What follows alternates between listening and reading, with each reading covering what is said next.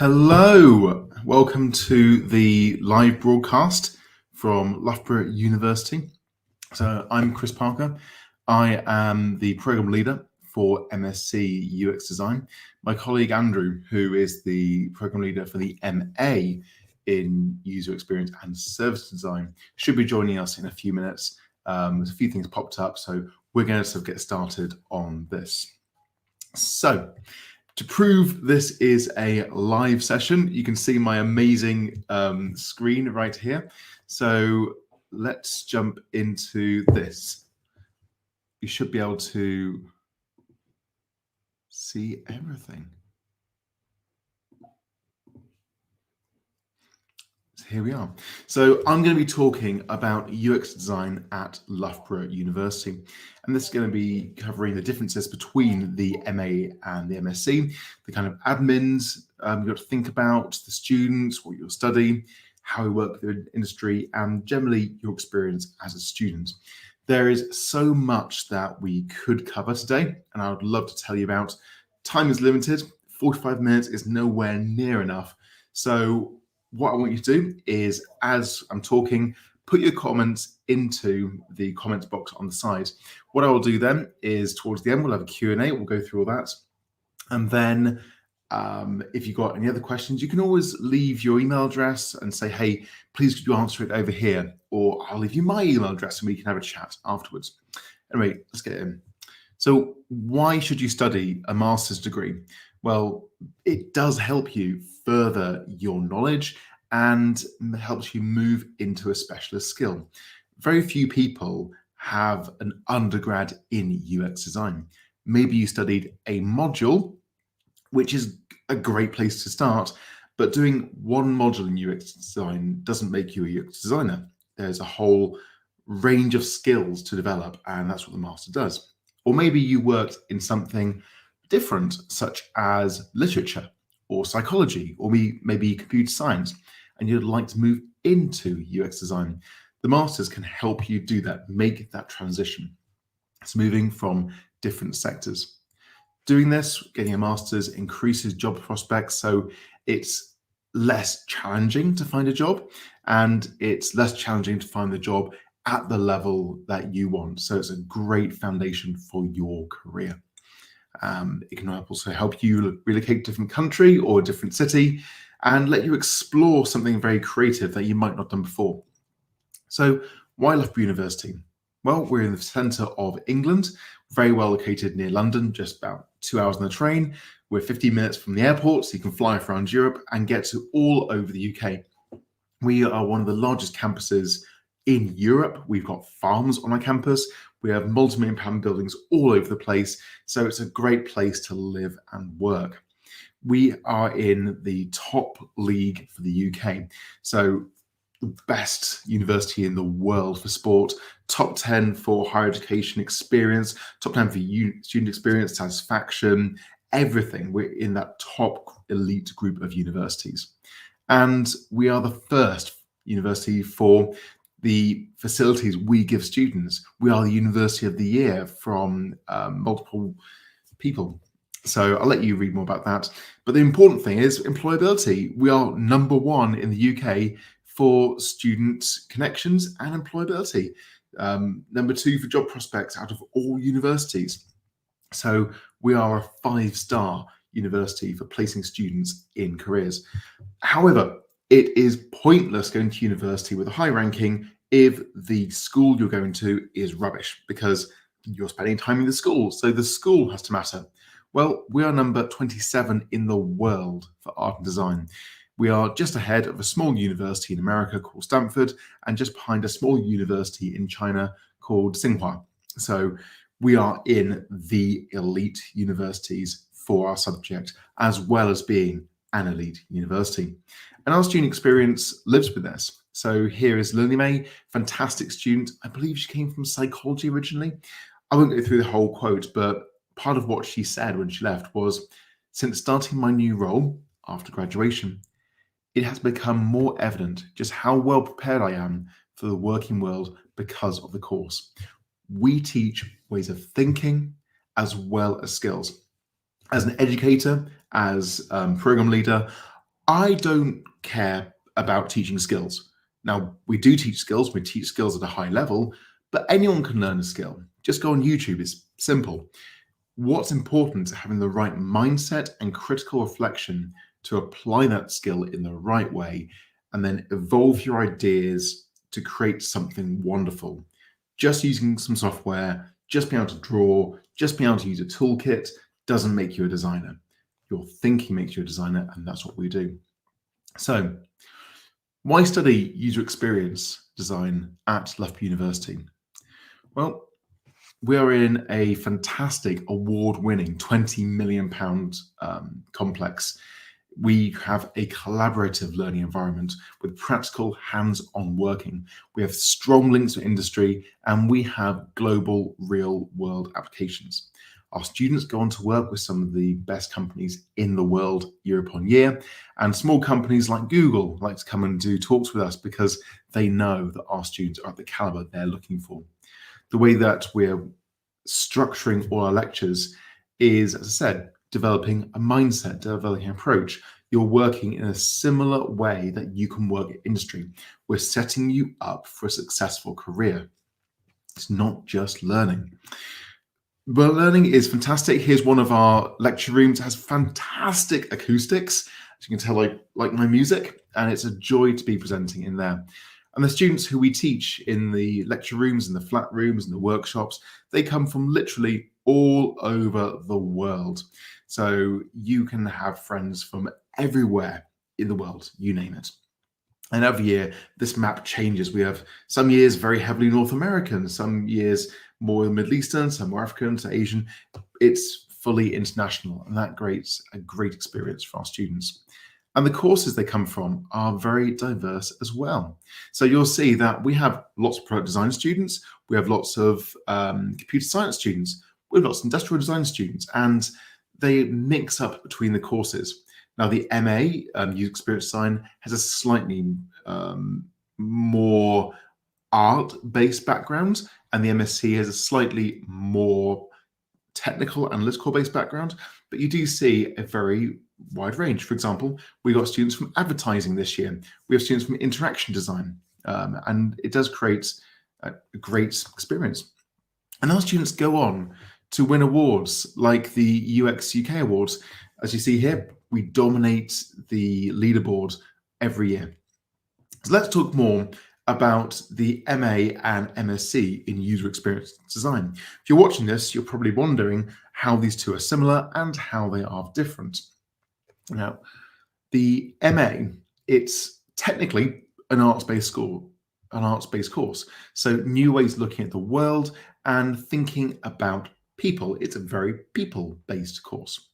And the MSc also has a lot about people, but it's more of a science-based course. So more about the technology, more about how prototypes work to create these experiences. So if you are a bit more about this technology is really awesome, this virtual reality is really incredible, MSc.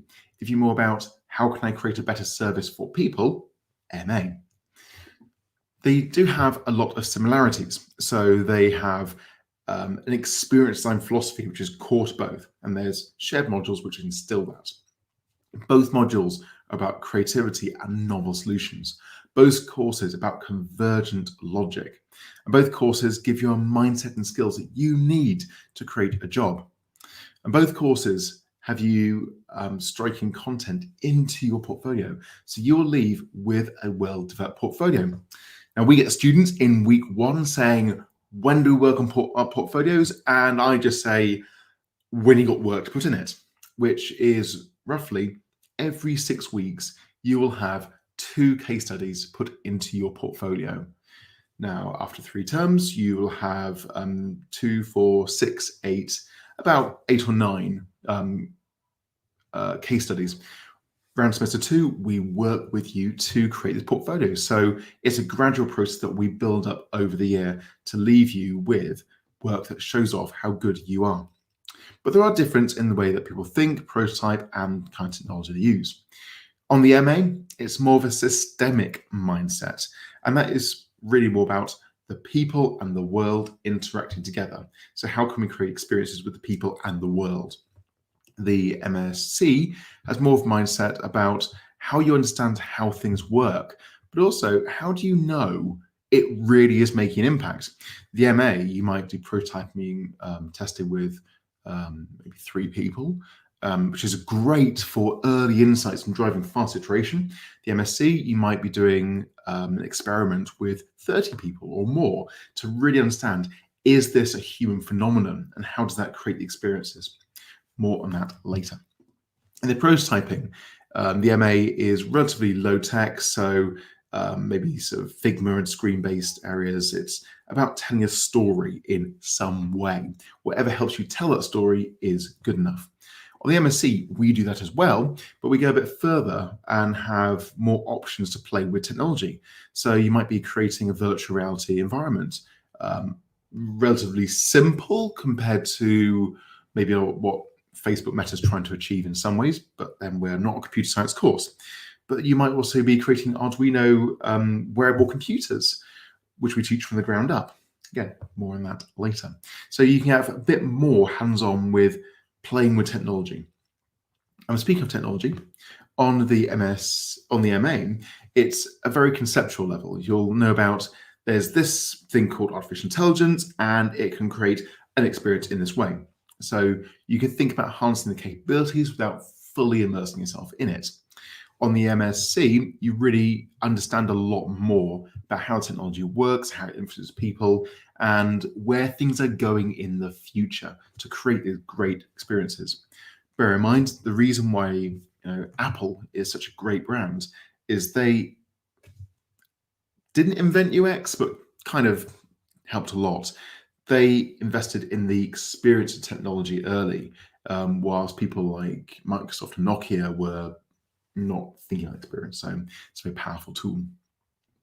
And you'll see that there are a lot of modules that we teach throughout the course. We're going to be giving you some insights into these. The way to think about this, we have 3 critical mindsets. There's the evaluative mindset, which is how you know something is real. There's the lean, about developing quickly, and generative, which is having great ideas. The green modules are shared between both courses. So it doesn't matter if you're an MA or an MSc student, you'll be doing usability principles and practice. You'll be doing experience design. You'll be doing industry projects, and you'll be doing design research methods. So you'll come out with the core philosophy, and that's very critical. However, the MA students will learn service design, about creating those people interactions, and they'll do a major project of creating a product or a service. The MSc students will think about UX design for advanced technology, which is another way of saying augmented reality and virtual reality. So creating these great worlds that can tell stories and convince you in a very emotion-centered way. And this is a really amazing module which I lead because it's absolutely cutting edge. It's one of the first in the world, if not the first in the world, to teach the user experience of this extended reality. And then over the summer, there's a research project. So you're learning new things about the world, new things about how science works. And that's incredibly exciting when you are the first person to know that doing these things creates these experiences, and those experiences change your world in this way, and have that verified so well you could write a scientific journal paper. So let's think about what you'll be doing on the course. Now, industry project is a really interesting one because both MA and MSc students share it, they work together, and it's more about how you work as a group, how you come together, how you work professionally. Now, I'm going to try and do something really daring, which is get the sound working. So bear with me, and I'm going to share my sound so you can hear. I can hear. Dun, dun, dun. Where are we?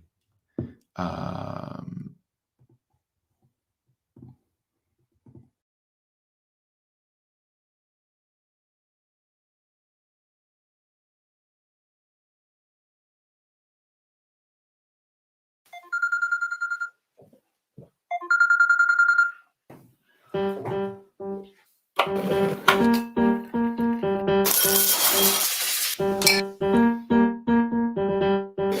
on, hurry up, we have the time. Never any spaces.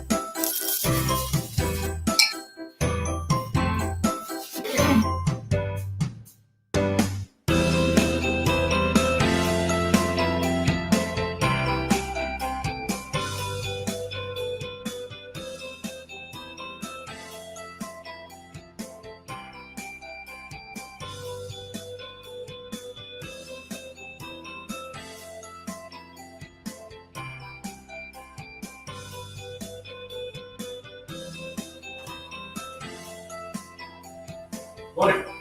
Morning.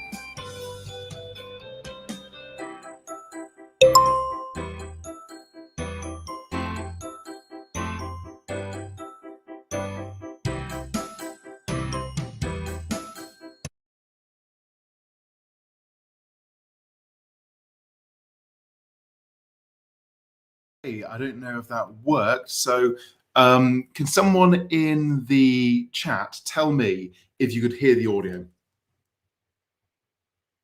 So someone from Anon? Okay, so yes, you can hear it, or no, you can't hear it. Yes, great. So I'll try and get some more videos working in this. Obviously, we've got limited time and it's a live scenario. Thank you. I'm so glad that worked. That's exciting. Right, let's get back to the presentation. And I think you want to know a lot more about the difference between the courses. Obviously, if you've got questions as we're going, please put them in chat to the side so that I can hear what you want to know about the differences. Or if you're confused about anything, put a question in the chat. I will get to it by the end. So let's go back into presentation mode.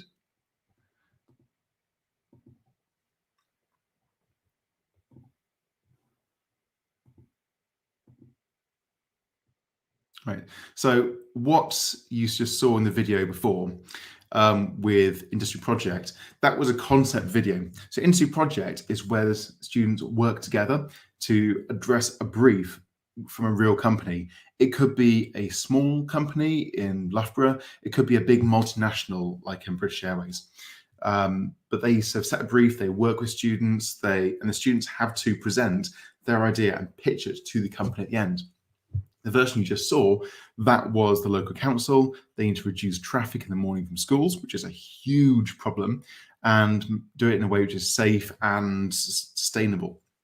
So they came up with this idea about rather than driving to school, you can walk to school in groups, which is safe. So how can we make this work? How can we create the kind of experiences around it? So how the students work through from being dropped off to arriving at school, how the parents know they're safe, what happens when this happens, how it works with facilities and everything there's a real problem. Digital storytelling, I'm going to come back to this. I'm going to come back and show you the videos if we have time. I'll show you a bit of this one actually. Digital storytelling is an optional module on the MA where you learn to tell stories about yourself. So it's a very artistic kind of module. It's all about expressing yourself in a wonderful way. So let's switch over the audio again to see if you can have a listen.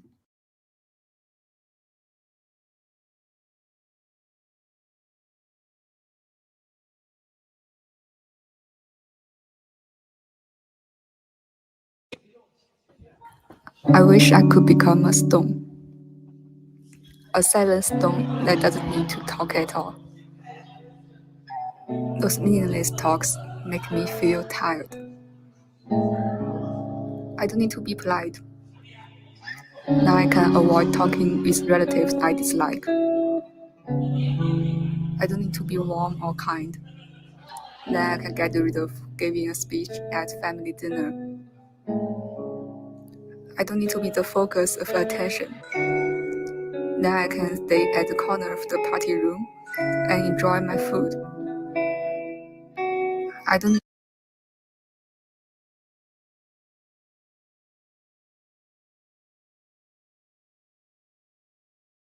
Okay, I'm getting good at this now.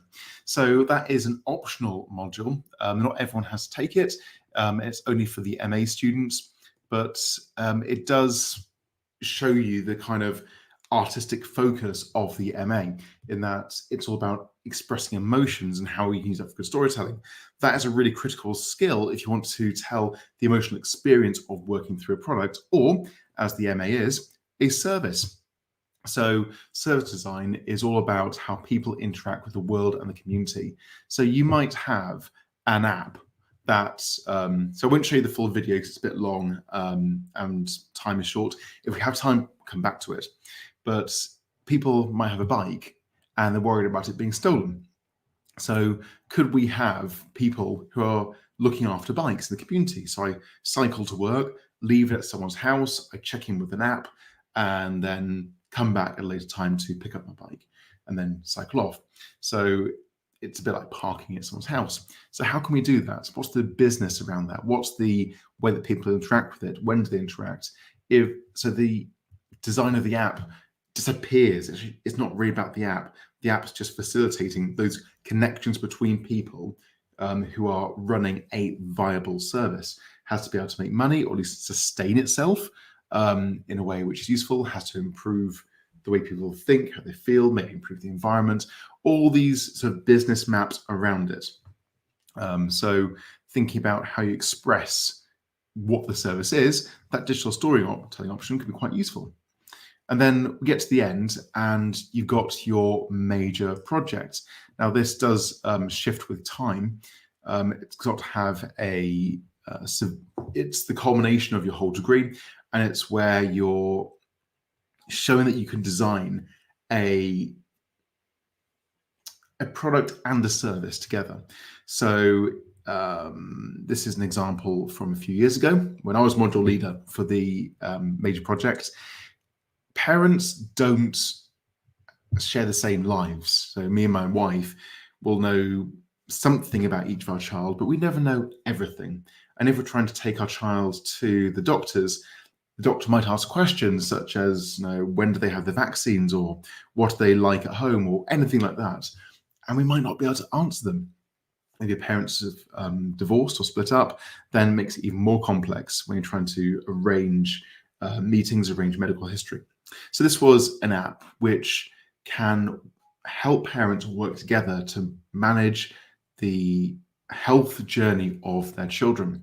So there's a lot of research into how people live, what they want to work, what's the smart ecosystem in their home, how can we sense things, how can we move things around, how do we collect data, how do we give people data when they need it, all these parts. So all that was eventually packaged together into your app as you see it in a very beautiful way. And this went on to go and win a couple of awards, which we're very proud of.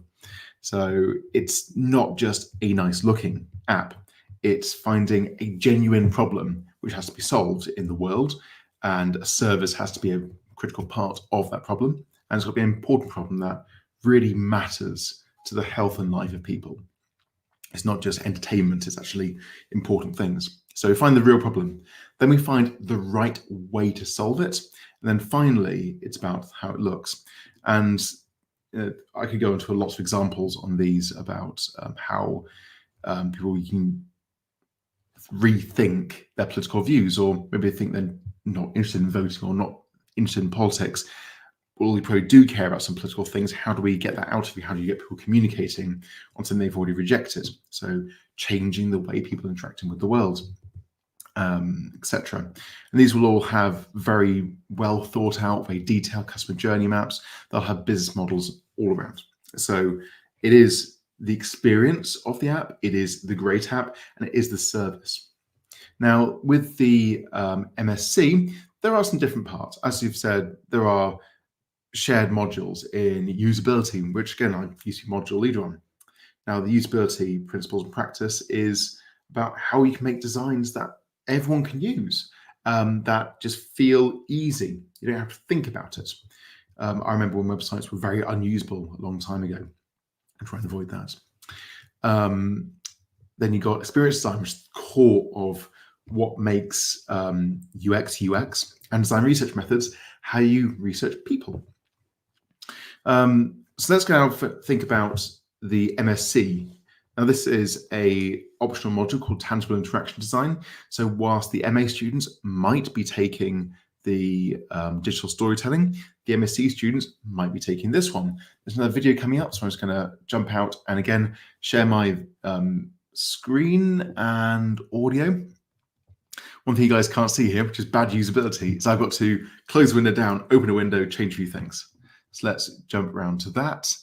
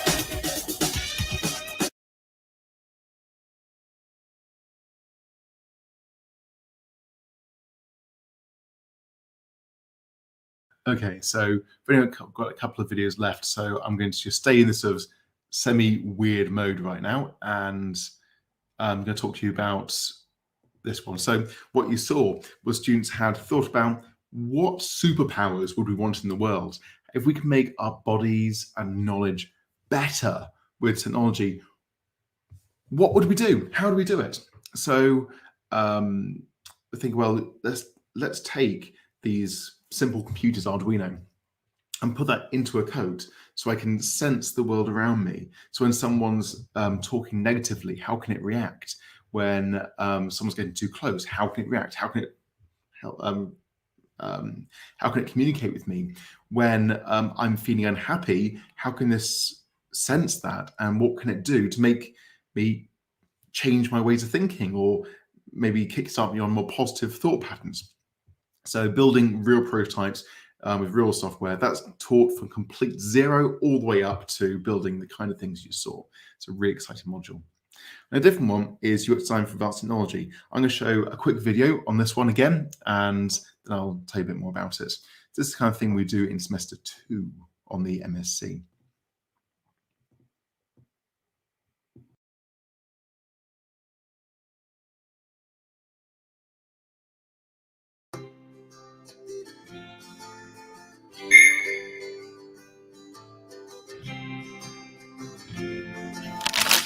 Bear is writing letters. 1, 2, 3. Bear goes out to post them. Who lives in this tree?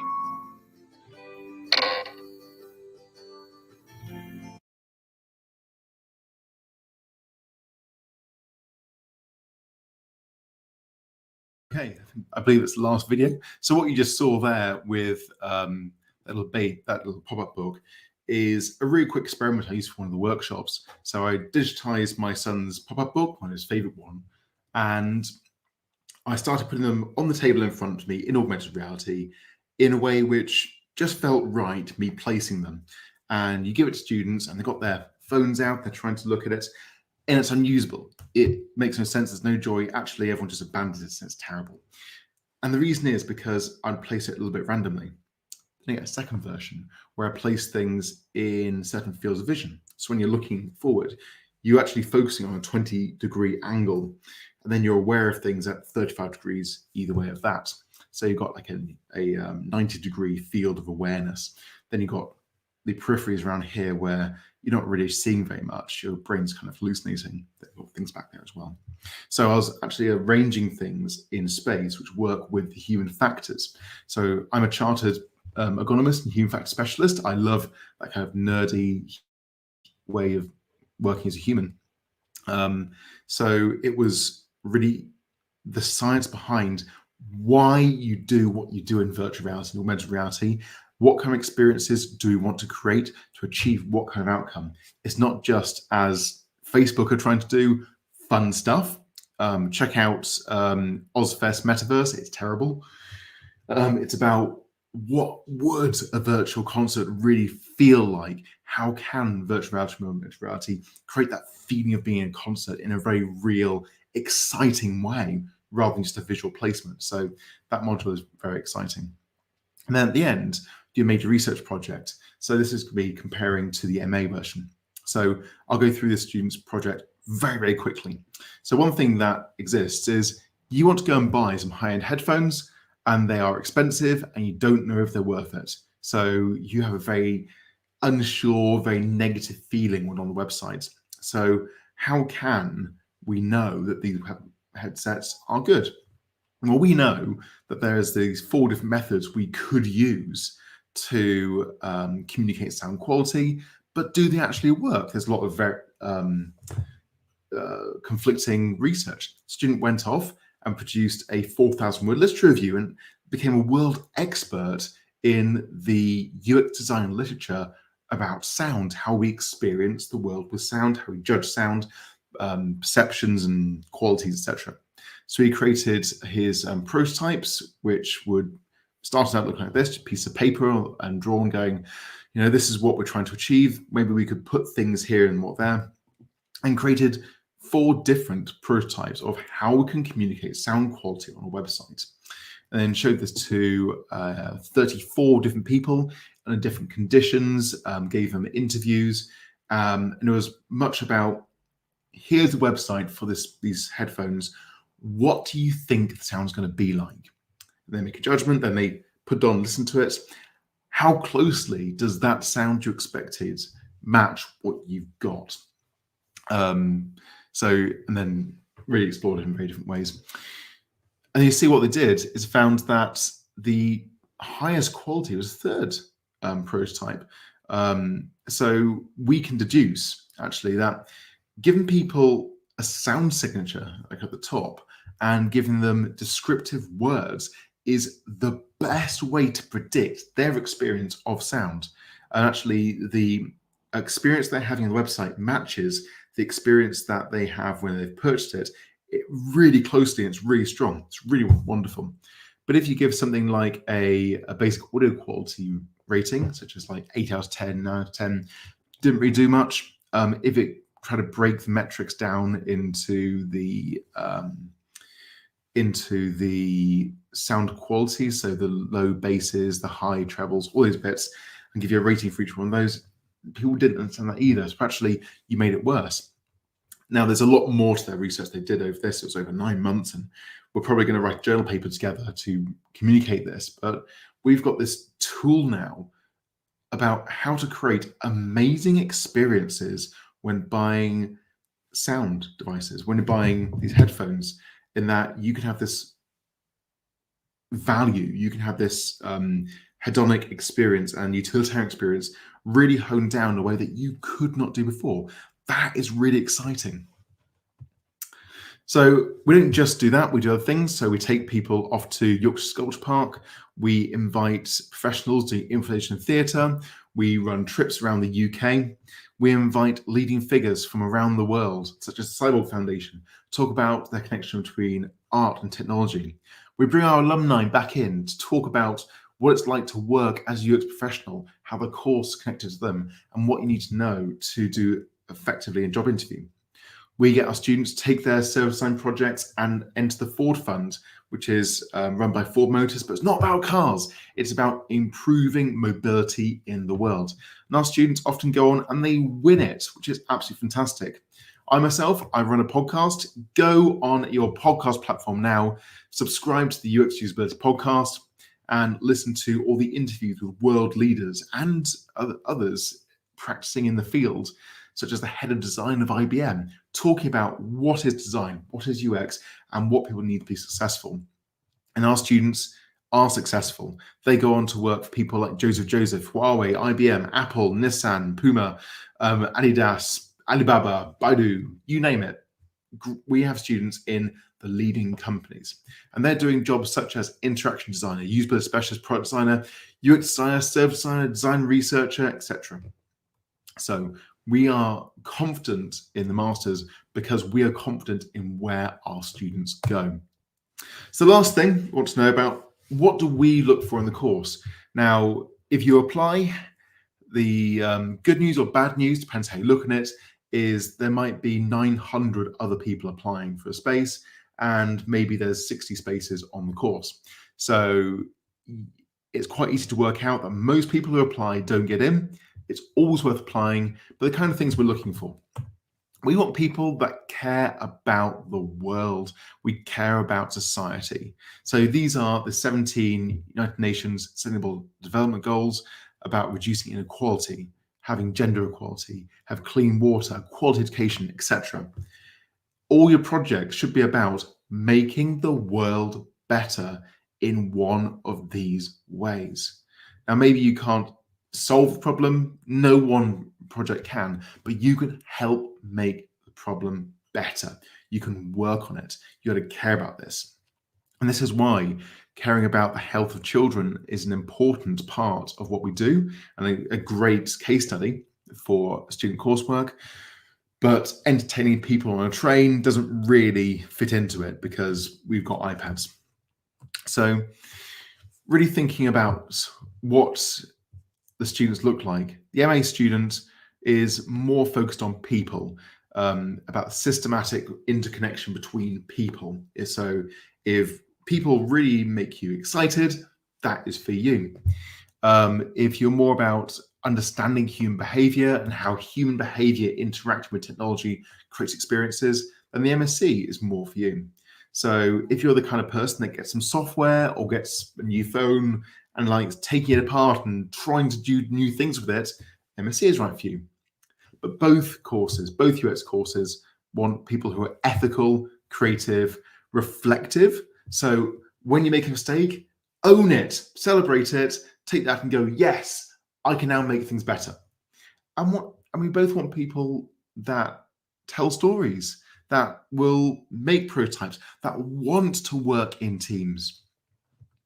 So the kind of things you need to get in. So you need a 2-1 degree or better, or whatever international equivalent you've got. If you're doing data MSc, we want to see some kind of data analysis. Now that doesn't have to be very complex. You don't have to do any maths or coding. There is no coding you need to do. Just show that you've looked at some numbers and understood them in some way. Kind of portfolio, there is no one kind of portfolio. Everything is case by case. You've got to give a personal statement. Tell us the truth. Tell us why you're excited. Tell us what about the course excites you. Tell us why Loughborough is the best place in the world for you. Why are you excited to study with us? That's different for everyone. So everyone's personal statement is different. Tell your story and be honest. And the portfolio, again, about 10 pages is right. Show that you understand human-centered design. Show us your process. Show us what the problem is. Show us why the problem is important. Show us what you did, including your mistakes. Tell us why you did it, and then tell us how your outcome solves the problem. This critical reflection is really important. We don't care about grammar. We don't care if English is your third language and you make spelling mistakes. It doesn't matter. Just talk about these things. Think about how you could do your design process better. Everyone makes mistakes. Everyone improves. Own it. Tell us. And do this through examples of your work. Now, if you're not from a design background, you might not have a portfolio, then your personal statement wants to give the equal kind of evidence. So what books on design have you read? How have they inspired you? What do you want to learn? Why do you want to learn it? Really, really importantly, if you're from an international country, then you need an IELTS of 6.5 average and a minimum of 6. It is not worth trying to cheat this in any way, because you can be the best student, the most intelligent person, but if you arrive and you can't speak English properly, you're going to fail the course. Whereas someone who's a very average student but speaks good English will do very well, or at least do a lot better. So having a strong English is important. If you get accepted, or if you're planning to come in, you want to be working on your English all the way so that you arrive confident and able. I don't know nationalities anyone watching. I speak very bad Chinese, for example. 对不起，我说不好汉语. And that's about, I could go more, but I can't do to give lectures in Hindi or anything. So which course is for you? So if you're the kind of person who is an iterative, human-centered designer about people, and you enjoy simple prototyping, but thinking about services, co-designing with people, and it's really about people's empathetic interaction with each other, the MA is wonderful. The MSc, just like the MA, has the creative experiences and the human iterative, but it's got a lot more about people and technology. It's that human technology interaction and the experience of interacting with the technology. There are still people to people, they're still creative, but it is more about that robust understanding. And that is the end of my presentation. We've got a few minutes for questions. So if you want to ask any question. Oh, Andrew, I can see you there. Hello. Yeah, I'm here. Welcome to stream. Hello. So I've managed to join Chris. So you've got to go to the settings at the bottom and choose your microphone so that we can hear you properly. Oh, no. It's my computer that's wrong. Right. I can hear you now. Okay. So I run the MA UX. Chris runs the MSc UX. I was tied up in a seminar earlier, but I can together with Chris, we can answer any questions you might have about the MSc or the MA, and I think particularly if there are questions about which course is right for you. I think these are really important things for you to think about. So I'm sure Chris has done an excellent job in terms of explaining the two offerings and talking about UX in general at Loughborough. I think if you're interested, you've got to really carefully think about the two courses and which one is the best one for you. And I think these are probably where the really useful questions might be. Yeah, so we've got questions in a second. So just before we jump into the Q&A, so Andrew, I'm sorry I couldn't bring you in earlier. When I was showing my screen for PowerPoint, I could only see PowerPoint. So I don't know how long you've been there for. No, I only joined you about 10 minutes ago, so that's totally fine. In that case, I don't apologize at all. Right, so Yongmin here said, how many company options are for collaboration? So into project, how many groups do we have? Okay, so shall I deal with this one, Chris? So in the industry project, we we typically will have probably about 10 or 12 companies. So roughly about 10 companies who will each set 2 briefs. So there are probably a total of about 18 to 20 different briefs from around about 10 different companies. And students are then allocated to one of those groups. So industry project is fantastic. Students love it. It's all about working with companies as a professional team and dealing with a client. So it's very much about giving you the experience of stepping outside of your sort of university bubble and actually working with a company in a way that you would if you were, for example, working as an agency or moving into that kind of employment. So industry project, really great module. And there are lots of different companies involved in terms of setting briefs for the students. Great. We haven't got any. So we've got about 7 people on the live stream. Is anyone got any other questions? I can tell you one thing whilst waiting for more questions to come in. Students are often worried about the MSc because they think coding is too hard to learn. So being really clear, you don't have to learn coding. There's one optional module where you do coding. That's it. So if you don't want to learn coding, you don't do coding. So it's completely coding free. Ankit Sinha, and how often students get placed in the company after graduation. Let's double team this one. We don't place students in companies, but we will regularly throughout the year share job adverts. Some of them who we know very well, such as IBM. Some of them might be new to us. So we do share things with you. We run a whole load of workshops and seminars throughout the year to help get you ready for that. Andrew, do you know the employment rate at the moment? Yeah, okay. So I don't know the exact figure, but we did look at it a couple of years ago, and we found out that everybody who was actively looking for a UX job had got a job within a fairly short period of time. And I can't remember exactly what the time frame was, but the employment rate for our graduates is really fantastic, and we get continual feedback from companies and students go into companies saying these are just the sorts of people we want. They've got all the skills that we're looking for. The employment rate is really high. It's probably sort of one of the highest across the courses on Loughborough at Loughborough. So if you are looking for, and also don't forget that there are lots and lots of different types of UX jobs you can go into. So I think Chris showed you a example of some of the jobs, but you could go into things which are sort of research oriented, things which are interaction design, things a bit more focused on tech if you've done the MSc.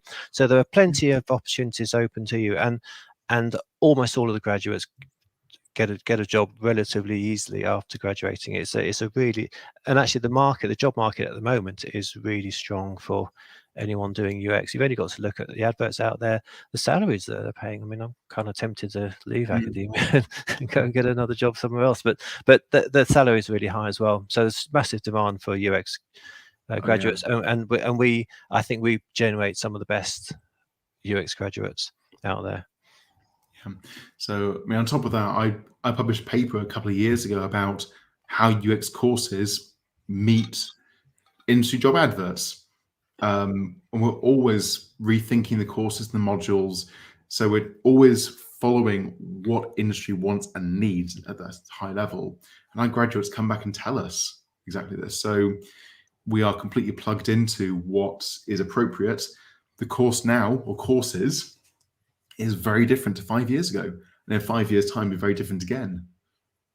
Yeah, I mean, actually, an interesting observation is that now, I mean, whereas when we started the course, which was about 10 years ago, the UX jobs were very sort of generalist. They were kind of there were typically jobs which involved lots of bits of research, perhaps some journey mapping if you're doing sort of service design type work, some interaction design, some interfaces. They were doing lots of different aspects of it. Whereas what we're seeing now is that actually the UX job market is becoming more segmented and more specialized.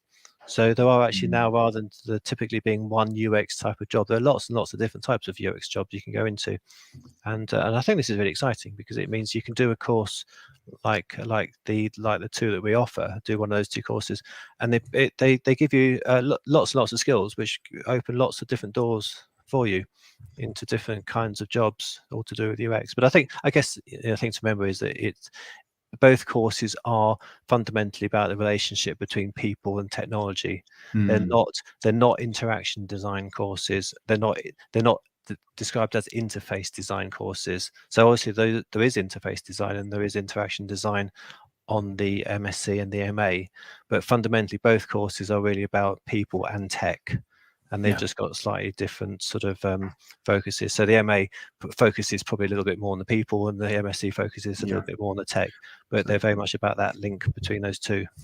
Yeah, so a good example of this, as I mentioned during the presentation, is when the MSc students talk about AR and VR and start creating prototypes, it's not about, can I make this really high fidelity video game environment, because that's firstly really challenging, and that's a whole computer science module in itself, if not multiple modules. It's more about, when do you use this? When do you apply VR? Why do you apply it? As you apply it, what do you do? How does it change? How do people feel? And all those pieces. So the prototype can be a bit simple, but it presents that emotional connection with technology. or maybe you choose not to in certain cases. I suppose with service design, it's very similar. Sometimes you want technology in your service, other times you don't. Right, we are at the end of our time. Actually, we've gone over 5 minutes. So I will let Andrew finish off with the last word. Okay. Well, I will thank you all for spending your time with us. I do the admissions for both the MA and the MSc. So if you go onto the online portal, all the information about applying is there. But just to reiterate what Chris was talking to you about in terms of the requirements you have to meet. So it is a very competitive course, but it is a fantastic. They are both fantastic courses. So if you're interested in applying, please do just apply. If you don't have a design background and you don't have a very fancy portfolio, don't worry about that. Just make sure that you do a nice job in your personal statement of describing why you particularly want to do one of the two courses and why you think it's suitable for you. And of course, we're very open to any kind of discussion you want to have with us before you apply or after you've applied. So put your application in, get in touch with us. We can have a chat. We can answer any queries you might have. And we look forward to at least receiving maybe some applications from some of you, or possibly even seeing you in person in a year's time, which would be fantastic. Wonderful. Thank you very much. Good night. Okay. Bye.